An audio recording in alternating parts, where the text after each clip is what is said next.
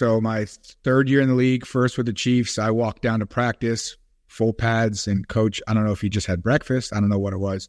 But he said, hey, you remind me of a sausage. And I'm like, There you go. Okay, sure. What's your coach? What? It's a Hall of Fame coach. I'm not like, yeah, coach. I gave me a nickname. Awesome. And then he started using it in installs, and no one knew what it, like, no one had heard him say it until he was using it in installs, and they're like, who is he talking to? And I'm like, yeah, I think he's talking to me. And then it would just roll, and then Mitch Holstis got a hold of it, and then I don't know if he ever called me by my first name again on radio. Thanks for listening to KC Sports Network, proudly presented by Emprise Bank. If you're thinking about starting a business or know someone who is, check out Emprise Bank's SBA loans. It's always good to know your options, and they can be your partner in possible. What is up, guys? It's Hayley Lewis here, joined by Dustin Colquitt. It is hang time. Also, Hayley with the news. We're going to lump them into one thing for you today. We got a special guest on here today. This is a guy that you definitely want to hear from. You might know him by the nickname The Sausage, but he spent over 10 years in the NFL and 8 years here in Kansas City.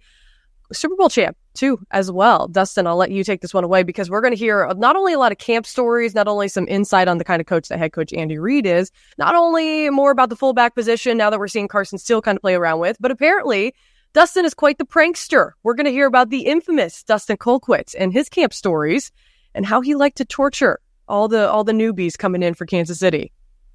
That's right. And, Anthony Sherman was a fan favorite in Kansas City. Obviously, we know him as a Super Bowl champion and all that, but he was really a captain. He wore that sheriff's badge especially in that running back room with the enemy. I always say, like, head coach has got 65 guys, special teams is 44. Running backs might have 4 or 5 dudes, but you have 2 coaches for that unit. And that was always what the Sausage kind of brought to that room, and became a good friend, raised families together in Kansas City. The cool thing about Anthony is he's giving back in the community in Bourbon County, Kansas. He's a deputy sheriff, does a lot of human trafficking stuff, outreach, and man, just an all-around great dude, and super pumped to have him on Hang Time with you, Hayley. Yeah, it's definitely a great interview. Make sure you guys watch it till the end because there's a lot of secrets, a lot of tea that is spilled today. Here's our interview now. Joining us, The Sausage. We got 8 years together, is that right? He's a Super Bowl champion, Super Bowl LIV champion, and an all-around stud. He also, we'll talk about this in the show, is a deputy sheriff in Bourbon County, Kansas. Anthony Sherman, The Sausage, welcome to the show. Yeah, what's going on, guys? That's quite the introduction. You did great, Dustin. I loved it. Yeah, he was trying to be really nice there. He was really thinking through his thoughts. He has a lot of things he wants to say. Probably he just didn't. Oh, I'm sure. I'm sure we'll get to those too. But number one, thank you for being on. Always appreciate you taking the time. This is going to be, I'm sure, a very character-filled conversation over the next 30 minutes or so. But, big reason we wanted to have you on is because the Chiefs are playing around with that fullback again, and that's something that you did within the Andy Reid offense. It's a pretty unique position because it kind of seems to be fading out from football, right? And especially in the NFL, it hasn't been something that was as, around as much as it used to be. So when you see a guy, I'm sure you've been watching the preseason a little bit here and there, dabbling in it, but you see a guy like Carson Steele, number one, the dude's quad game is unreal. I will have to say he does beat you in the hair flow, but when you see a guy like that bringing back that position... We'll no, it's good. It's going to be interesting to see how they use him. I definitely think he's done enough in the preseason to make the squad for sure. It'll be interesting to see if he's going to be more of an H-back, running back, fullback type guy. I don't know. I mean, I've seen more running back films than him blocking, so it'll be interesting to see when the season starts going and you guys you get into a position where you're more focused on one spot. We'll see where he ends up on the depth chart. Yeah, when I see him, obviously he's wearing 42 just like you, which I was mad initially, just because I spent so much time with you in Kansas City. You had the mohawk, you have all the tats. You really kept that locker room together. You were a little bit of you wore a sheriff's badge in there, which is interesting about the deputy sheriff. But really, you were kind of a glue on special teams for us. You were not afraid to put your face on anybody. You would always put the face on the ball. You recovered punts. You made huge plays. And coming out of the backfield, Andy Reid knew you were vital to our offense because your pass blocking and just all around great guy.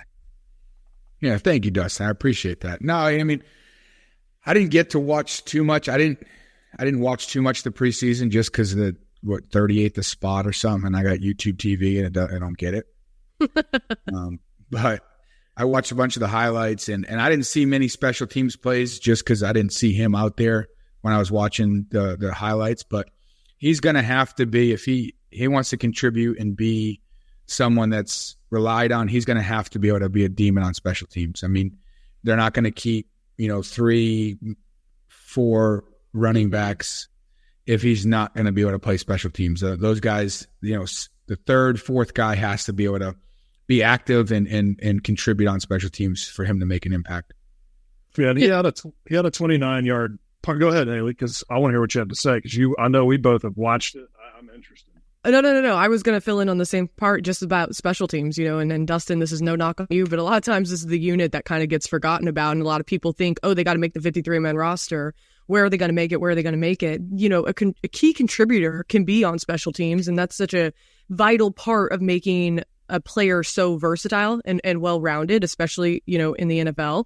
How much of your game, it's a lot about what you have to do in your main role, but you mentioned it, special teams is just such a vital part of it as well. The thing that I used to always joke around and say is the more you can do, the longer you stay. So if you can be emergency long snapper, emergency quarterback, emergency tight end, whatever it is, you've got 3 spots there that are now like, okay, well, we need to keep this guy around because he brings more than just one thing to the table.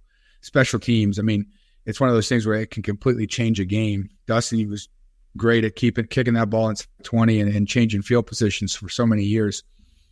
People lose that and don't realize that it can momentum. I mean, if you look back at the Houston game, we're down 24 points and we have a 4th down stop on special teams, score.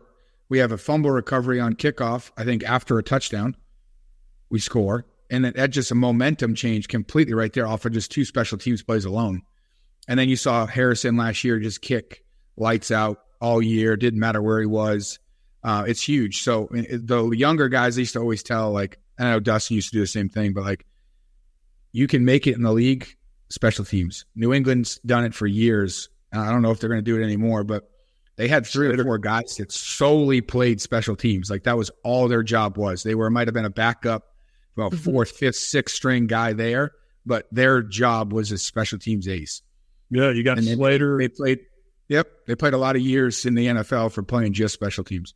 Ebner, we would talk about those guys on a daily basis. I think what I loved about like guys like you and Frank Zombo, Dan Sorensen, guys that were on that left side of my punt team is I wasn't worried about them getting out as much in coverage as kind of protection for my left foot. And there was never a moment that I didn't think they were going to get everything blocked up. I happened to be the quarterback on that punt play. And right when you count them out, they're kind of like that second tier guys going down on coverage. And you better watch out because like guys like Anthony Sherman, DJ Alexander will literally like decapitate you down the field. And then talk about your role as in that running back room with the enemy. You know, you blocked for guys like Jamal Charles. I think of Damian Williams that we're in church mode and he's like not so fast, definitely scoring a touchdown here, in the 2020 Super Bowl. And, talk about your role there because a lot of people, they don't get that inside, but I watched you run that running back room. Some of those guys can go in every different direction, but when they were in that room with you, they were really well off. Yeah, I mean, I looked at it as I was a coach on the field for EB and knowing what he knew and trying to make sure everyone knew the same thing. But just being a leader in there, just showing those guys I'm going to come to work. I don't really care if I want you to score all the touchdowns. Like, that's my job, to get you the touchdowns, and being just as excited for a big block on the goal line to get my buddy in, or when they got excited when I got the ball. Like, it was just one of those things. There was a brotherhood in there. And EB, I mean, I can't say enough good things about EB. He was by far one of my favorite coaches of all time, and I still stay in contact with him now. He would get on the field and you would never be unprepared. Put it that way. He had you knowing things that he might have saw 6 years ago in a certain situation that he thought we might be in, and he would prepare you for it. Like, it was awesome to have him as a coach. Yeah, Hayley, and this is the crazy part about that is, like, looking back at, Andy Reid is in control of, 65 guys. Dave Tobe is in control of 44 guys. The running back group, very small, but it had 2 coaches the whole time Anthony Sherman was there.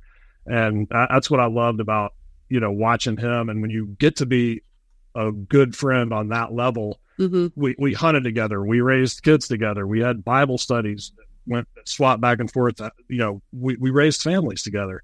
And knowing that he's in there reiterating, sometimes guys are visual learners. Some people have to go down on the field and walk it through. And Anthony was able to do that all. And what he won't tell you, he won't brag about it right now. He talks about all these other guys scoring touchdowns. Oh, goodness. Here you go. Oh, God, here we go. You remember this? If you remember this play, this happened in L.A., right? Week 1. Yeah. Oh, that was in the soccer stadium. Yeah, so we got the GOAT. We obviously have the GOAT back here. We got a Taylor Swifty. Who's that? That's Kels, right? Yeah. He's right. And you just sneak out of the back. Touchdown, right? Yeah. For the Will linebacker. Is that right? That's your play. Yeah, no, I know that's my play. I mean, it was the weakest threat on that group right there that was going out for a route. So I think they dropped me a little bit in coverage. But no, I mean, I was actually playing the wide tight end. D. Harris was suspended for a game for something. I don't remember what. But that, again, like I said, like, I was able to be that emergency for the team. That week 1, it was one game. They didn't want to keep another guy on the roster for 1 week. They wanted to be able to move on and get the pieces that they needed, especially this time of year when they're trying to make those decisions. Do we keep 9 linemen? Do we keep 6, linebacker, whatever it is? And I was able to jump in there and be that wide tight end for that game, and help the team keep the numbers they needed. So when D. Harris came back, there was no adding and subtracting. We had the guys in the room already to do it. So yeah, I was just right spot, right time. Yeah. Pat made a good throw. He did it a couple of times in practice that week, your install and stuff. And the head coach was always like, "You're not going to make that throw." He's like, "Watch, if it's open, I'm going to make that throw." So he did it. I still remember Friday when he said, "Hey, I'm coming up. If we get that play called and they do what I think they're going to do, you're getting the ball." I love that. So. You kind of brought up the fact of being available, versatile, readily available for any position, right? To fill in. We saw Winchester go down in the preseason. Noah Gray, who's never, been a long snapper in his life, has to fill in immediately. Do you ever, knowing that you're a versatile player, have you ever gone into a cut down day, or, well, I guess back then it was, cutting down in these multiple phases. Are you ever at ease, or are you constantly just like, God, I hope I showed him enough, even though you have been with the team for so many years? Do you ever? Yeah, I think I've always had that mindset. Like, I have to go prove myself every year, regardless if they brought a fullback in or not. Yeah. It was one of those things where I always felt like I had to prove myself just because of where I came from or how I grew up. But no, I never had a nervous feeling, because I always knew I gave everything I could. So if that wasn't enough, then that wasn't enough. Like, that's just how I thought about it. It was always interesting, and it was tough, especially when, like, 90 guys, you make some good friends up in training camp. I mean, shoot, how many times did we sit out there in the back of the trucks before night meetings and just bullshit? I mean, that's all we did. We'd sit out there. I mean, for both of us, towards the end of my career, we had kids, but like, no offense, like Dustin's was like a little vacation for him.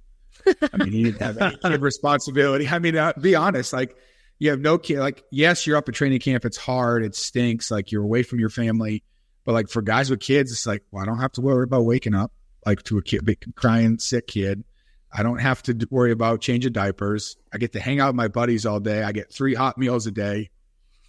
Yeah, practice isn't fun, but you're getting paid to play a game. Colquitt was a perfect example of that. He'd come down halfway through practice, kick a little bit, go back up. I don't know what he would do up there, play putt or whatever, and then he would come back down, finish the practice strong, and then be done for the day. I was working on my my pranks. Who was going to get pranked that night, or Jay Summers in the stands yelling at folks? Can you do that voice real quick? I haven't heard it in a while. One of my favorite stories ever is we have this Chiefs super fan, and he lets you know if things were going good or bad. And you could, I mean, he checked your oil at practice every day. Who was it? Jay Summers. If you've ever been up there, you know the voice. You might not know the voice. Okay, you hear the voice. Please give me the voice. Yeah, so he would be up there and be like, "Hey guys, we're pushing for a championship. We got to get in shape. Training camp, including you, Andy, including you." And we're like, that guy just told Andy Reid to get in shape. What are we doing? And then he'd go, "Hey, Jamal, hog that ball, home and away, hog that ball, hog that ball." Dwayne Bowe was, "Come on, Dwayne, go up and get that tag." And we're going like, God, this guy's all over the place. So it always made training camp fun. I knew at night I had to kind of rally the troops and stuff. So like what Anthony's talking about is we had a good setup, driving back and forth to the dorm. You're in a room.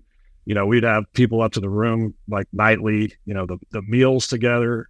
And, we'd have about 40, 45 minutes, before that special teams meeting kicked off. And that's what builds all of that glue that keeps a team together for those long seasons, the extended playoff season. And man, that was my favorite. That's what I missed the most, is the locker room, just bullshitting on the training tables, or, filling up a guy's truck with, 4 tons of sand and he can't drive away.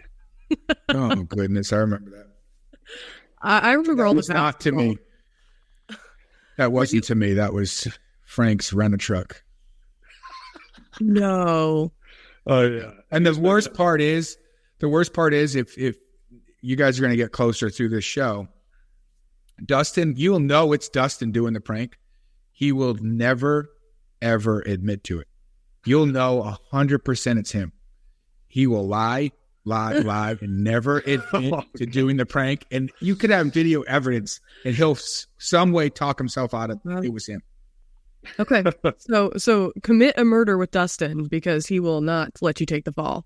You won't. You're not going to be the one who's spilling the tea. Okay, I know that you've shared this before. What's the nickname, the sausage? How did you get that?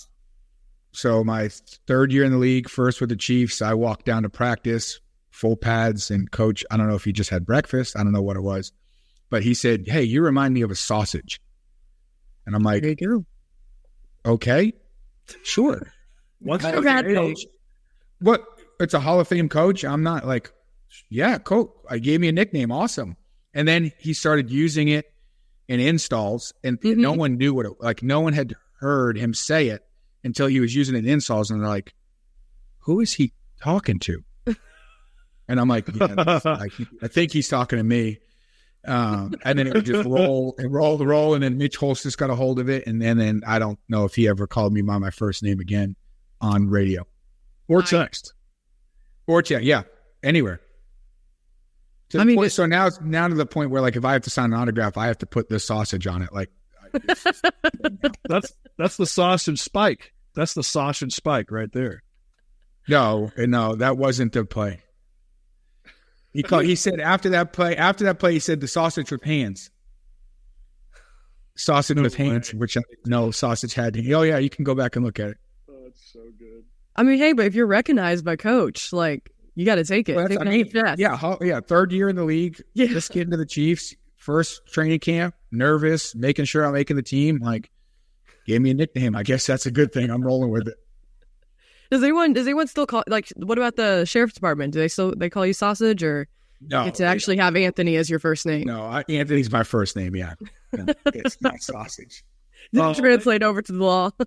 Yeah, but like, all right, so let's talk about we got to go back here. I don't know if that's totally accurate, because after our, like, the training camp at St. Joe, inevitably you were going up a long hill, you have all of these fans, and they absolutely called you the Sausage to try to sign hats and jerseys and like all that stuff. You remember how it was? Kickers and quarterbacks, defensive end and quarterbacks, receivers and tight ends. Like they categories. You were there every time. You were there every time. Like literally, you like, some of us, we could not sell our autographs in Kansas City just because we wanted everybody to have it. You were a household name.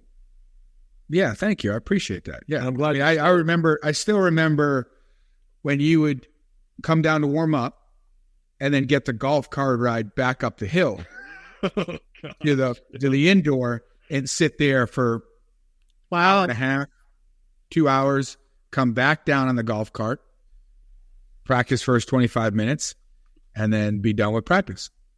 What's the first couple plays? Well, I mean, the first couple periods of training camp. We did the dynamic stretch, and then they'd go into what?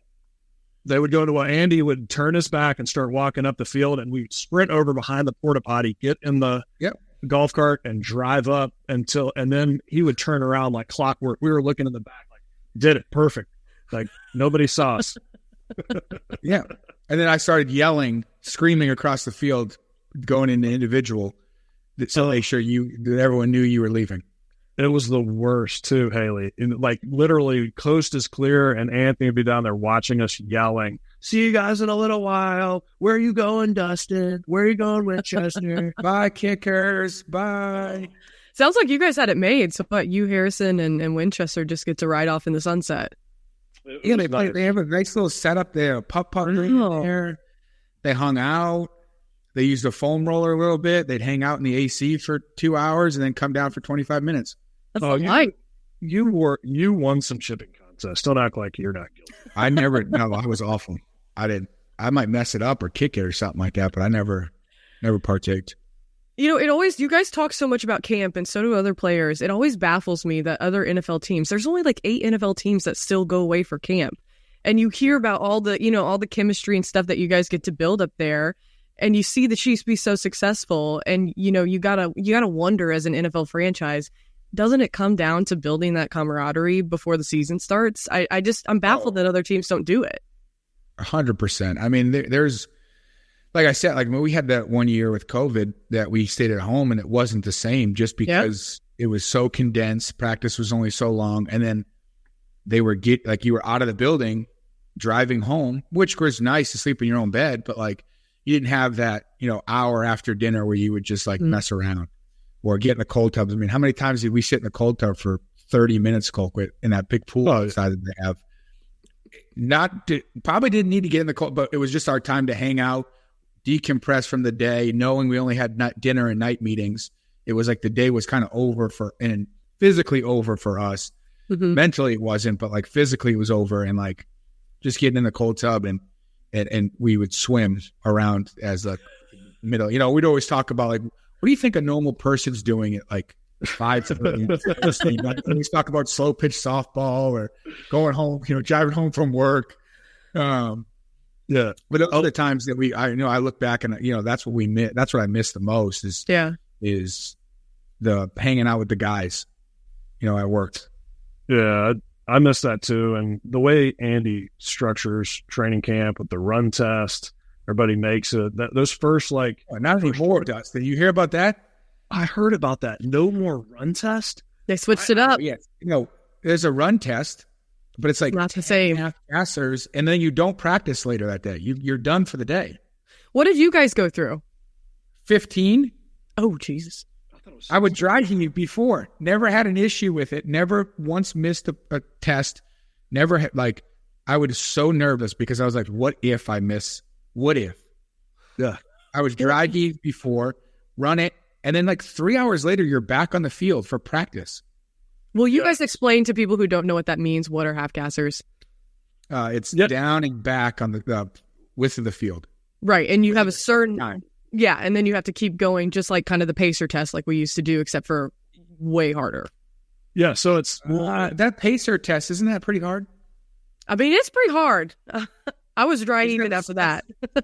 You're in super shape though, Hayley. This is like bigger guys, like, joints, like bang, like, carrying, 40, 50, not even 60, that. 70 pounds. It's not even that. It's football is not that. Football is like you play for 2 hours. Like I just put it this way. I filmed my son, the youth game this past Saturday. I filmed it. It's a 2-hour game. You know how much time? Well, we cut it. Every play we cut, so it's just the plays. Yeah. You know how much actual play time there is? 40. In 2 hours. Nope. Less? I have 25 minutes of actually play. Oh my gosh. 25 minutes of plays. That actually shocks me. That's okay. So what you're saying is that the conditioning was way worse than you would ever play on the field. Totally. Yes, because you go back and practice, and you're still like the amount of exertion you use for the 10 minutes. Yeah. Well, not even that. The 5 seconds of a play in 10 yards. Now the receivers are different, but my job was within a 10-yard box. Yeah. Compared to being in running shape and then going out that afternoon and practicing, you're still dog tired. You're still out of I'm still out of shape. What is going on here? It's just two different shapes. Well, football field's 53 and a half yards wide. So it's down and back. It's 107 yards. You have 3 different groups. So it's like kickers, quarterbacks, tight ends. And then you have skill and big skill. So you got big linemen, and then you have like the guys that are making it in 16, 18, and 20 seconds for the big guys. But that's a lot of pounding when you talk about when you get into that 10, number 11, number 12, like all of that. And so I always worried about the big guys, but me too, because I'm in great kicking shape. But I would probably tell you that I think we talked about this on the show. The first or second show is I played about 7.5 minutes a year. Total. And 1 year, I think I missed. You were there for this. I miss it. I had my knee scoped, and Rick goes, "Look, get dressed with all the guys right as they come down. Peel off, stay in the locker room. It's cool. Talk to coach. We're good to go." You guys get down to the bottom of the hill, and Justin Houston goes, "Hey, where's my dog? I'm running with Colquitt." Oh God, Colquitt, crickets. He goes, "Yeah, down here. He's not running." And so Andy's like, Andy comes up, punt, walking around me, and he's like, "Gotta be kidding me, dude. You're not going to do my run test." Like he was that. So, but it was that just like our cold tubs and hot tubs and dinner and pranking people at bed check, like that run test really had, I mean, you couldn't just kind of wax into camp. You don't make that. You're not practicing the first practice, and you got to do it again. And you're practicing, but you're going up to the indoor with the crash pads, and you're doing something Coach Reid makes up.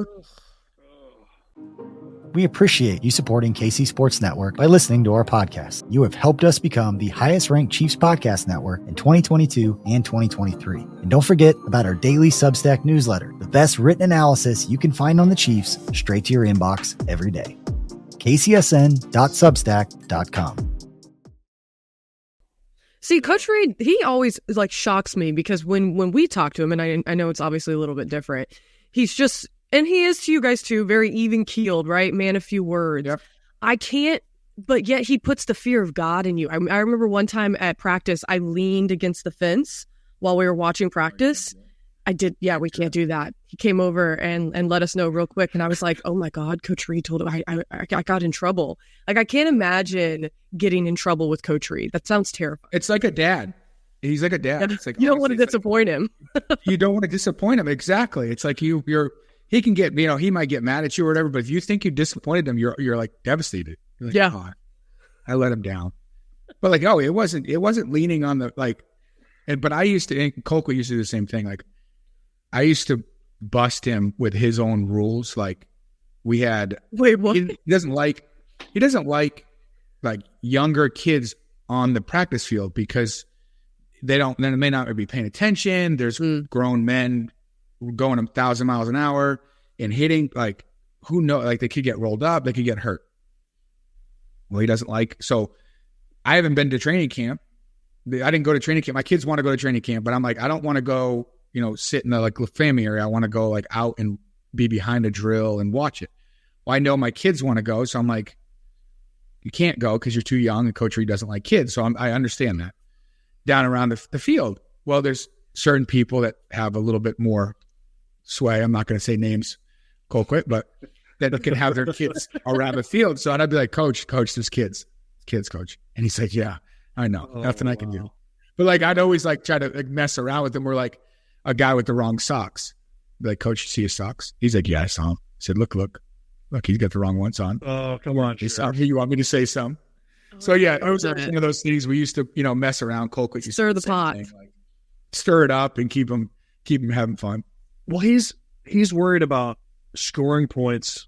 He's so trustworthy of all of the coaches. He's dialed it in to where the point you have to look over. He knows what Spags is doing. He knows Dave Tobe he lives for special teams. He doesn't get in their quadrant unless he needs to, which he never does. I know that Coach, remember every year he'd come up. I think the reason why it was such like I won't say players coach. I just think he is a father's figure. I agree with you because when you're in his building, he does have rules. Don't talk about women. Don't talk about politics. Don't talk about money, and don't talk about religion. He kind of boxed you in and said, we need to be talking about football stuff or things that get each other closer and not can pull each other away.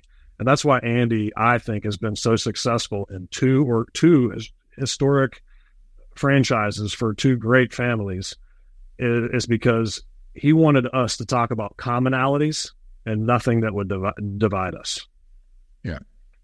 And it's a great way to look at it. It's hard. You guys know that. Look how many guys are in that locker room, and we've seen it come off this offseason. How many people have different opinions, and how you have to keep all of those people cohesive. It's probably it's really hard. You have different interests too, and it's a mixing pot of a bunch of guys, and he makes obviously everyone has the same goal, and it's the Super Bowl. So like. Yeah, that's what he wants the mindset to be in the building, and I think they do. But it's Veach, it's him. They do a great job of bringing guys in that understand that want that want to go win a Super Bowl, and they come in and they're awesome teammates, awesome locker room guys. And I mean, the locker room I don't think has ever really had an issue ever with Coach Reid there that guys were trying to divide. And if they do, they're not too many weeks later they're gone.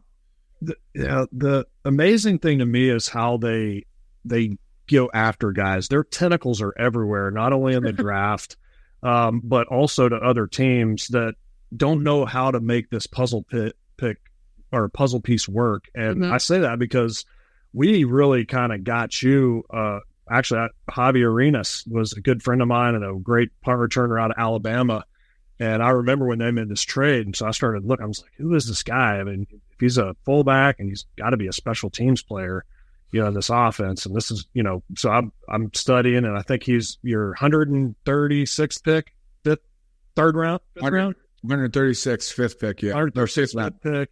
And it's amazing how he can just plunk these puzzle pieces from other cities and say, they didn't know how to utilize this guy. He's going to be perfect for our offense and a general on our special teams. And you were. And his attention to detail, I remember after a practice one time up in training camp, he is bringing everybody in, telling us we have got to get on the same page. And in that same breath, he segued to me and said, and Colquitt, you need to make sure you have this year's shoes on. Those flats are from. Yeah. Do you remember this? These flats are. Oh yeah. Here, go ahead and break it down. And I'm like, he noticed my flats when he's talking about the offense. What's going on? Yeah, and Dustin didn't even have it wasn't his day to kick. It wasn't he was literally just coming down to be a part of the team. And he's like, hey, yeah, Dustin, just make sure you have the right shoes on, or if you're going to come to practice, put cleats on, and make them the new ones. Just out of nowhere, no one noticed. He sees everything, and it used to be fun when when he would see something and you'd be like, oh, I saw that too. Good job, coach. It's just, yeah. I mean, it was one of those things we used to always, joke around. Like, I mean, shoot, you remember Dorsey? Like, loved Dorsey. And Coach Reid he's like, listen, be comfortable on the plane. Like, you don't need to wear a suit, wear like Tommy Bahama, button up, make it collared, whatever. But put dress shoes on, like put nice shoes on. Don't put sneakers on. Dorse is Dorse, and he would wear his Air Monarchs everywhere he went. It didn't matter if you're khakis or not. And Dustin and I both would, every time we get off the plane, be like, hey, way to follow coach's rules. Like, just wear your own stuff. Be an individual. He's like, well, I got to be comfortable. So it was just one of those things where everyone knew his rules, and we would play and joke around with each other about them. What did he say? I mean, he would just say he's the boss or whatever, and just continue to go on his way with wearing his big old white sneakers. Do you have like a favorite? I know it's probably hard, especially with as much time as you spent with him, but like a favorite Andy Reid moment, or maybe like an aha moment with Coach Reid where you're like, oh, I finally get this guy. Like, I get this. Because at first, I'm sure the dry humor, how quiet he is, it probably is, just really intimidating. And then you start to see that he has that personality come out. I think it was do you remember when Travis's phone went off in team meeting? Oh yeah. That's and so bad. He had that, it was like the loud, like screaming. Mm-hmm. And, Travis Kelce at this point, and it wasn't that he was trying to be disrespectful. I honestly think it was in training camp. Guys were coming in. They had from dinner. They had stuff in their pockets. They never stopped at their locker. It went off, and he got super white, stood up,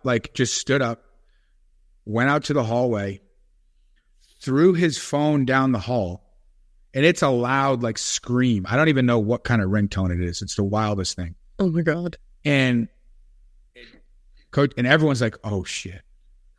Travis doesn't say a word, just gets up. Coach Reid doesn't say anything. He just stands there. He's like, goes out, continues to go with his, with his install, whatever he was doing. And at the end, he's like, what kind of ringtone was that? Like, just like a matter of fact, just like straight question, like, what kind of ringtone? Like, not mad, not like just, but you're like, now obviously he talked to him later, like, hey, we're not going to have cell phones and stuff. Like, kept it like he knew everyone was on edge because he knew the cell phone went on. But like, he broke it. Like, what are you doing? And then it was like, okay, sounds good. Thanks, coach. But yeah, just stuff like that. Like you said, the Colquitt thing, like no one knew he had the wrong sneakers on. Somehow we saw it and like was like, hey, make sure you wear the right sneakers. Break it down. I miss when we would get to the hotel and he'd do that kind of like, hey, this is what we're trying to do. This is points of emphasis. This is, what they do well, what they don't do well, how we can do. And then my favorite, his phrase, they'll go into eternity with him is, what is he going to treat us with? Cheeseburger. Cheeseburger. I mean, after he'd break, we have we'd watch the hype up video. We're in a team meeting. It's 9:05. Team meeting breaks, but before it breaks, he's like, all right, boys, he turned the lights on after the video. He's like, all right, let me treat you a cheeseburger. And we all go eat and snack. Oh, yeah. Oh, when he doesn't have Haagen-Dazs ice cream now. Make sure if you're gonna host him somewhere, you want to make an impact, have a little Haagen-Dazs. Okay. Do you remember that? And ice cream. Was that Cincinnati? Was that Cincinnati when we went? I think it was Cincinnati or St. Louis preseason or something. They had like yellow ice cream. I don't know what it was. They didn't have Haagen-Dazs. Put it this way, it wasn't Haagen-Dazs. Wasn't Haagen-Dazs, and that is like that might be up there in the top 5 of like pet peeves of him if you don't get that ice cream right. Yeah. And I remember he waited for them to change it. Nobody got the yellow stuff because it wasn't Haagen-Dazs. We waited for them to go back in the back, and I think somebody went and go. I mean, it took 25 minutes. And then finally come back with the tub that he wants that's nice and frosted on the outside. You know what I'm talking about? It's like super hard. You got to like chisel to get into this thing. And he wasn't letting it go. Like it was not happening. No, that's a fireable offense for him. If you don't have the Haagen-Dazs that he needs it, there could be a chance you're packing your bags. Yeah, you're not staying in that hotel again. We didn't stay in that hotel again the next time. Like he was like, we're not dealing with that. Yeah. Nope. Get the F&B. Get the F&B right. Get the food and beverage right. It's just son of a buck. Yeah, son of a buck. That's right. That's right. The cheeseburger thing we all see, like everyone jokes about it. He always says it at the Super Bowl, which is crazy that he's been to so many Super Bowls that people know he's going to talk about. I'm not going to Disneyland afterwards. I'm ready to get my cheeseburger. But I didn't know it was as serious as it is, especially the ice cream aspect. I mean, who would have known? I think it was Doug Peterson after, like, when did they Hard Knocks? Yeah. Who did Hard Knocks? Or someone did Hard Knocks and had like recently when they ended, or maybe it was a Super Bowl video or something. It all started from like, that's his, like, let me treat you to a cheeseburger. And we all go over there. Like, that was how he broke meetings. And now all the coaches are starting to try to do something like that. It would, in that order, it would be, we don't argue or discuss women, politics, money, religion, cheeseburger, and you better get the ice cream right. There you go. Write that down, put a list, and put a plaque above his desk. Yeah. Yeah, that's, we don't mess around. Yeah, I mean, all that, and squirrel hunt at night before special teams meetings. Yeah, for 5-6 years, never got one. But yeah, we did it. Wait, this is you two squirrel hunting. Sambo. It wasn't just us two. We're not going to, well, okay, yeah, just give everyone's names. Yeah, sure. It's the Misfit Squad. We would definitely eat as fast as we could, and we wanted to hang out and have as much fun as we could before special teams meeting. So we actually went to Bass Pro and got like blow dart guns. Yeah. And would literally like hunt the small road. They were everywhere, all over that campus. So we were like, hey, we don't have to tuck our kids in tonight. We don't have to scratch backs. We're hunting squirrels. We're up here together. We're going to try to shoot a squirrel and or tape money to a fishing pole and sit in the car and hold a $1 bill. Yeah. Or Colquitt. I don't know if you've ever heard of this one. He says it's not him, but I know he had. It's him. Yeah. Get back to my room and end of meetings. Jamal is the suite next to me. We share a bathroom. Jamal goes in there and starts to scream. And I'm like, I open the door. I'm like, what's going on? What's wrong? He goes, there's a frog. There's a bullfrog in here. And I'm like, what? There was a massive bullfrog that he said started in our toilet and was underneath my sink at that point. And I'm like, I'm looking at it. I'm like, I don't think it's real. Like, I don't think it's real. Like, and I reach down to grab it and jumps. He freaks out, runs out of his room, runs down the hall. God. So what was it? Eugene Chung. Oh, yeah. Oh, my gosh. Yes. He came around. He picked them all up. I think he fried them up. I don't know what. All I know. Yeah. All I know is Zombo and Malga had one in their room. Bullfrogs inside, like came through the like. Their claim was that it came through the toilet to come up into the rooms, but Dustin, where did you get these bullfrogs? It was like during it was so hot up there. They'd have those weather. Remember those thunderstorms would come in, that low pressure system. It would get colder, and then you would just have kind of like freak things going on in the dorms. Yeah, freak things. No, so what happened was, so I could tell you at Colquitt's night, we'd have I think it was 6:10 was special teams meeting to 7:00. Then he's done. They're done for the night. Okay, so he's plenty of time to meddle. Real football players go from special teams to 7:00 to install till 9:30. They're done. So 7:00 they're done. They went fishing, putt, went to a couple movies, whatever. They're done for the night. Bed check's not till 11. They can do what they want. Well, one night they decided they were going to go drive around looking for deer to see if they found any big bucks, and they found a pond with a ton of bullfrogs, and Winchester's from Oklahoma and isn't afraid of frogs. So him and Winchester decided, hey, let's take them back to the dorms and put them in certain people's rooms. We're getting all the tea. That was one thing. I think that after that, I think I barricaded your whole door, right? I went into your room. I grabbed all of your stuff. Oh, another time I had a beautiful bed set, and my room was redone. And I don't go to camp with anything. I went with a mattress topper, like a $5 mattress topper from Walmart, and a fan. No, you decorated your own room that year. That one night. One night. Nope. It was. I'll get to the point where I knew it was you, but yet you still deny it was you. Beautiful bed set, pillows, throw pillows, comforter, a lamp, really nice. Walk in and I'm like, look under the bed, whatever. I'm like, who did this?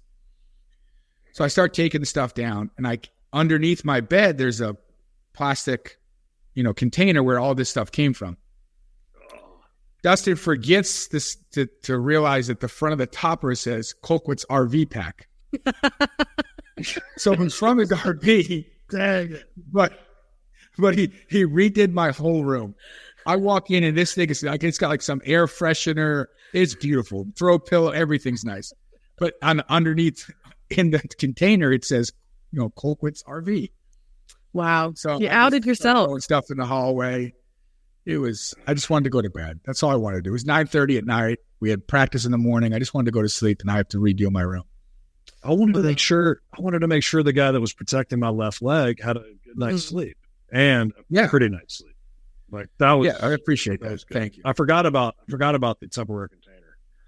Yeah, I guess I can't deny that. No. There's a couple of things. You want to talk about the snake skin? This just keeps giving. There just keeps getting more and more. I don't know. Oh, there's. You don't. No, you don't. This is. I have no idea. Yeah, I didn't. Just tell us. Tell us what happened. No, you tell us. I'm not sure that I was still in the building. No, you were in the building because we were at the what's it, the Adams Mark across the street. Okay, but hey, here, hold on. Before you tell us, we were trying not to stay at the Adams Mark anymore because like every other room was like 4 or 5 construction workers in those rooms, right? And it was there once. The Sonic restaurant convention was going on in Kansas City. Yeah, I want to say it was a Thursday night game. The Broncos stayed in like Columbia. They had to drive from Columbia. Like there was no hotels. We stayed at the Adams Mark. It was awful. Well, Cairo Santos and Aaron Murray were roommates because when you're younger, you have a roommate with you. They were the same class. They had a roommate.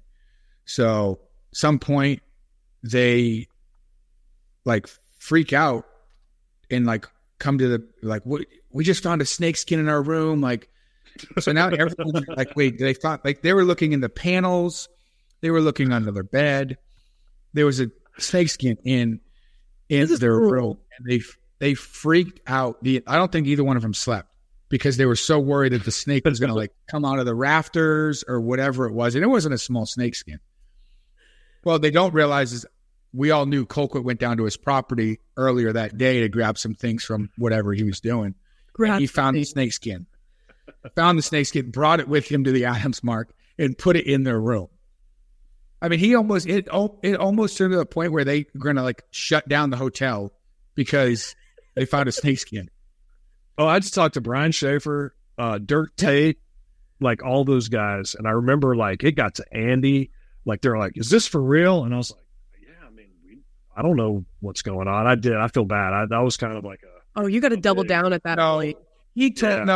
I think he told, because it died down. He told the right people. Yeah, I did it. So like it didn't get out of hand. Right. But like the players, like they were convinced. And like then I knew, but I'm like, dude, I think snakes like to get in the sheets and like hide, and they rip their sheets off. I started to do it. Like it was good stuff.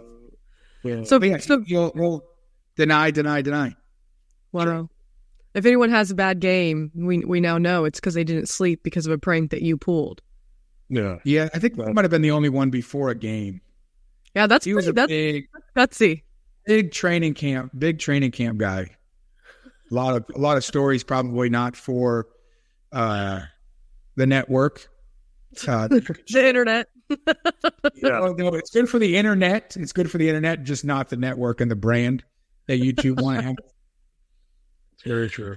I do have a video of Dustin there one time in a really nice outfit down at the ranch. Oh, he might need this bike on a mini bike. Oh, that's Adam LaRoche's birthday, right? Yeah. You remember that? Oh man, yeah. That was. It was cold. It was cold that night. You want me to share? I feel like at this point you have to. Okay. All right. Sorry, BJ, if you get mad at this story. So I'm down in my hunting cabin. We're going to go down to Adams, and Dustin had told us early in the week, he's like, hey, I'm going to come down. I want to come down, hang out with the guys. We're like, all right, yeah, sounds good. Didn't hear from him again. So we're like, oh, maybe he got caught up with kids, whatever. It's fine. So we go down to the E3 ranch, and there's 4 or 5 guys that were hunting with me. We get down, and when you get to the ranch, like he's got a gate in front and like code, or you got to get pushed in. And we're hanging out in the barn for, an hour or 2 hours. Still don't hear from Dustin, like no idea. And Adam's got his phone down there, and there's like a notification, like someone's at your gate. And he's looking, and he's like, guys, look at this. He thinks a drunk dude from one of the bars is trying to get in. He's like, dude, look at this guy at the gate.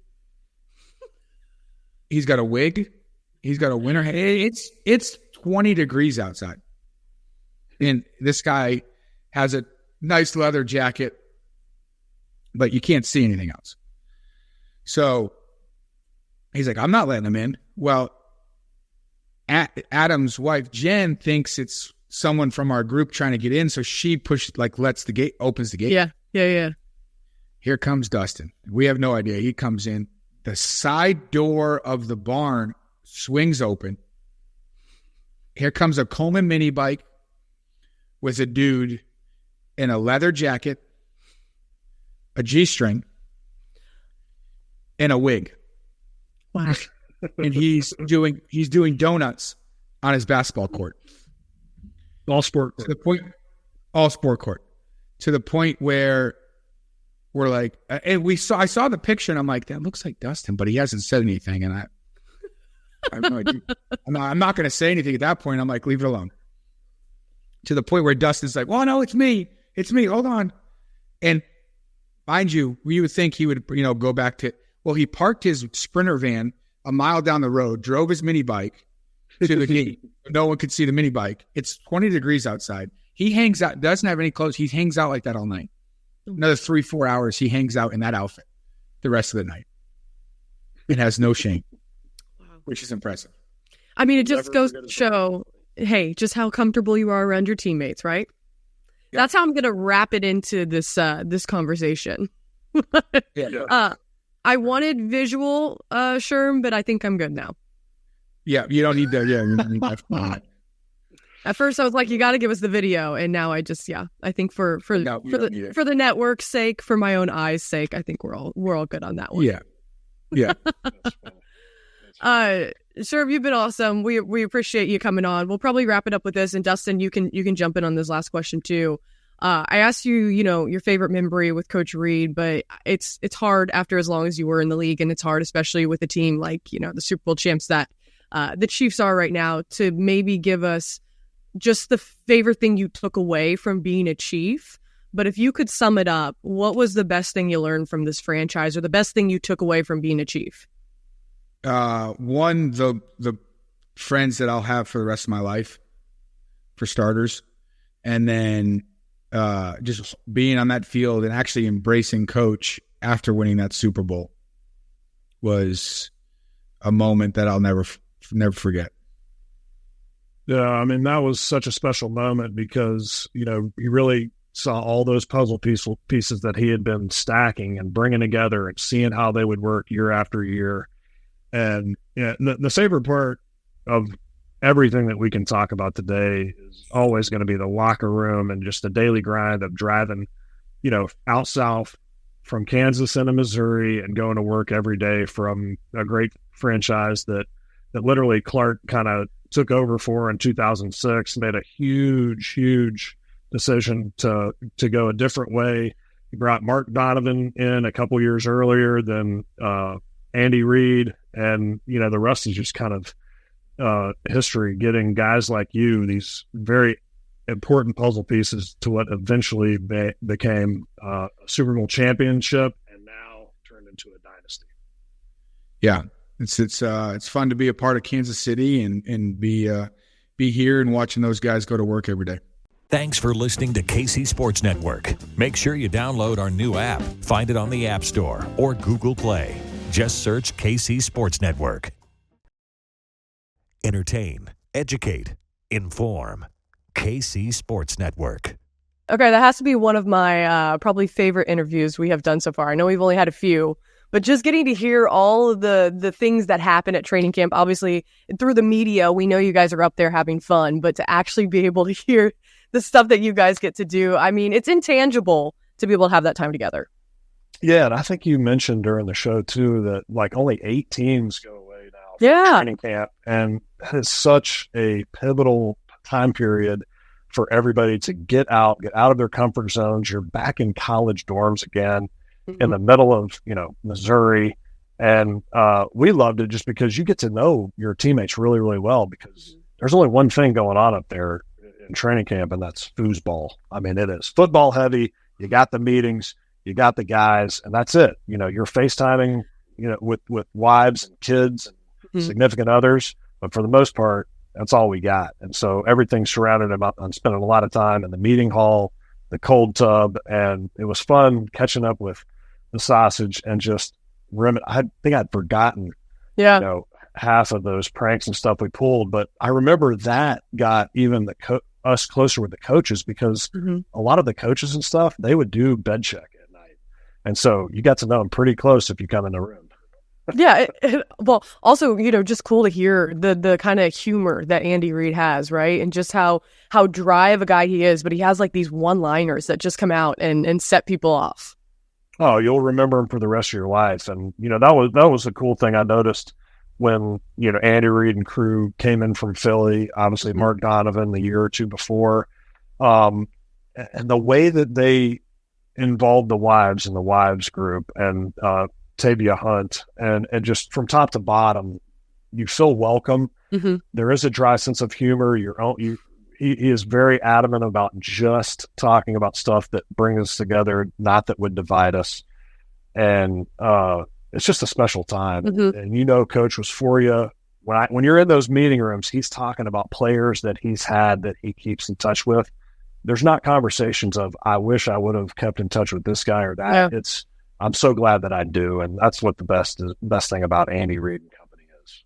Yeah, and it's crazy that he, not only does that with former players for him, but also guys who didn't necessarily make the cut, and that are still trying to make it elsewhere in the NFL. He's always a great guy of staying in touch, which we got Cut Down Day coming up here very soon. That is on August 27th. 3 p.m. Central Time. We're going to know exactly who is on the Kansas City Chiefs. I don't know. Would you have preferred it? Nowadays, right? It's just one day. So everything is cut from 90 down to 53. You were in the league when they were doing those phases, right? So throughout training camp, you would see a few people dwindle off. Would you have preferred it this way? I'm just curious. Or would you have kept it the way that it went? I like it this way, Hayley, because it gets everybody 3 games. Everybody is playing in those 3 games that they're trying to evaluate at least. And I think it gives you an opportunity where you're not playing 2 games and gone. What if this kid had like a crazy first game? Yeah. Or a crazy third game, like you wouldn't know. And so 2, it keeps everybody kind of intact. Guys aren't saying like, hey, if, I only have 1 game to show my film. They know they're having 3. And so I really like that, just because there are guys that go out and like perfectly prepared. They feel great. They just don't do well. Yeah. And so Andy, I think, is the best. I mean, we have the best talent evaluators. If you look at Brett Veach's draft and you go around the 3 other opponents that we have in the AFC West, they have not drafted like us. They have not hit in free agency like us. And so that becomes a big deal, this talent evaluation. And Andy was always good about standing up there in front of the crew and say, this is your resume, these games. and what you put on, the other 31 teams see. And that was something that every coach that I had was very good about explaining to everybody. This is your resume, and coaches are going to be watching, and we'll do everything we can for you if you're not in this room. Yeah, and it goes into the point where Sherm was talking about, being versatile, right? You're trying to show all the things that you can do, all the skill sets that you could present, just so that, if you don't land with Kansas City, you could potentially land with another one of the NFL teams. And also really cool to see his perspective on the fullback position. And that Coach Reid brought that back onto the first unofficial depth chart that they put out during training camp. They got a guy like Carson Steele coming back who could potentially, we saw Michael Burton, of course we saw Sherm do what he did. Will be cool to see if this guy hopefully makes the 53-man roster, and then potentially what he could do for Kansas City. Yeah, I'm a big fan, and I know that Herm could do kickoff returns, and Carson Steele had a 29-yard return. Yeah, on kickoff, he had a full drive, 3 touches that just go to him, and he punches it in at the end. That was fun to see, and I think that was really encouraging. And Anthony's right. When you talk about, you have 3 specialists, so that's 53, 52, 51. And when you start getting into that, 40, 48, 49, 50, those slots of an NFL roster, those are gunners that you can't get rid of, or a utility, like a utility player like Anthony Sherman that can long snap, short snap, fill in for a tight end that is, gets, hurt or sick. Go off for passes. He can do it all. Yeah. I also, you can do it all. I appreciate the play that you brought in, the whiteboard and everything, man. You drew that up from memory. I did. And that's, because that, and here, I'll go into this too. Like on the backside, I don't know if you saw Tom and Jerry. Oh, that's up there. Look at that. So we got the goat here. That's an actual goat.